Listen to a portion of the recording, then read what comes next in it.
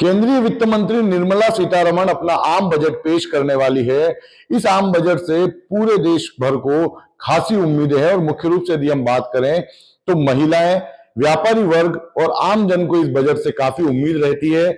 जब महिला वित्त मंत्री बजट पेश करती है तो महिलाएं निश्चित तौर पर महिला वित्त मंत्री से खासी उम्मीदें रखती है। क्या उम्मीद रखती है ये बात करेंगे हम। एक उदयपुर में कुछ महिलाओं के साथ में, कुछ व्यापारी वर्ग के साथ में मौजूद है और किचन में मौजूद है। किचन को लेकर महिलाओं की खासी मांग रहती है। बिल्कुल किचन को लेकर रहती है, क्योंकि जब भी कोई बजट बनाना होता है तो एक महिला के उस पर ज्यादा आता है, सारा उसको बजट बनाना होता है कि कैसे सारी चीजों को साथ लेकर चले। तो जब भी वो मार्केट निकलती है तो पहले की अपेक्षा अब कम चीजें आती हैं उन्हीं पैसों में। तो अब लगता है कि बजट से ये एक्सपेक्टेशन है कि जब भी वो मार्केट में निकले या जब भी कुछ अपना बजट तैयार करे तो उसकी बचत हो और वो महंगाई ना बढ़े। बस यही हमारी ज्यादा उम्मीदें हैं। चाहे वो शक्कर हो, बच्चों की फीस हो, चाहे कुछ भी रोजमर्रा की जिंदगी की चीजें हो, चाहे सिलेंडर हो, हर चीज में हम चाहते हैं कि थोड़ी रेटें कम हो, टैक्स कम लगाए जाएं ताकि हमारा जीवन थोड़ा आरामदेह हो, आसान हो। बिल्कुल, महिलाओं की प्राथमिकता महंगाई कम करना और जो किचन के जो सामान है उन्हें सस्ता करना। आप क्या सोचते हैं बजट किस तरह का होना चाहिए? पहले सबसे ज्यादा जरूरत तो महिलाओं को शॉपिंग की रहती है, ताकि मूड फ्रेश भी उसी से होता है, मेरे को जहाँ तक लगता है। और शॉपिंग पे जाते ही सबसे लगता है यार सब चीज महंगी महंगी है, हर चीज महंगी लगता है कि यार ये क्या पसंद करे, इसका तो पहले ही कॉस्ट ज्यादा है। और सबसे पहले सारा व्यापारी वर्ग ये बोलता है कि जीएसटी लगेगा, ये लगेगा।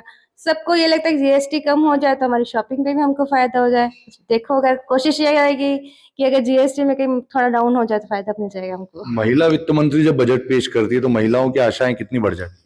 बहुत आशाएं बढ़ जाती है। हम उम्मीद करेंगे सरकार से कि हमारी जो भी मुश्किलें हैं वो आसान हो जाए, हमको हर चीज़ से राहत मिल जाए, क्योंकि हम पूरी गृहस्थी को लेके चलते हैं। कितना क्या बजट है सब हम साथ में लेके चलते हैं। हमारा रसोई किचन का देखना पड़ता है, शॉपिंग, जीएसटी, पेट्रोल, बच्चे की पढ़ाई, बुक्स वगैरह सारे, इतना सब कुछ महंगा है तो थोड़ा सा तो होना चाहिए। बिल्कुल, देखिए महंगाई सबसे बड़ी समस्या है। कुछ और भी यहाँ महिलाएं, उनसे हम बात करेंगे। आप बताइए किस तरह की डिमांड है?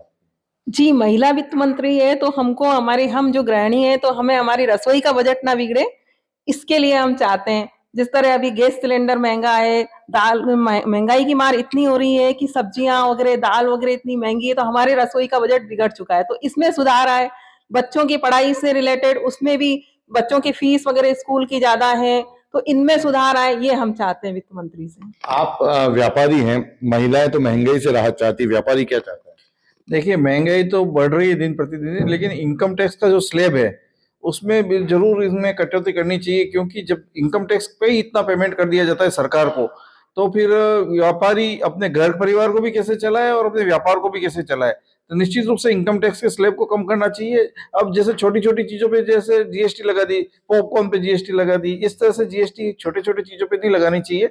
और कुछ ऐसी चीजें हैं जिसे जीएसटी 28% तक का स्लैब है, उसको 18% तक लाना चाहिए और 18 वालों को 12 तक लाना चाहिए।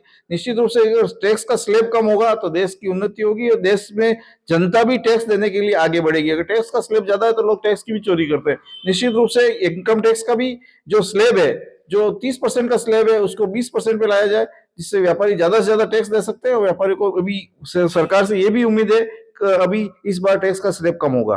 बिल्कुल, देखिए व्यापारी वर्ग चाहता है कि टैक्स का स्लैब कम हो, तो वहीं गृहिणियां चाहती है कि महंगाई से राहत मिले ताकि उनकी किचन की जो समस्या है वो दूर हो सके।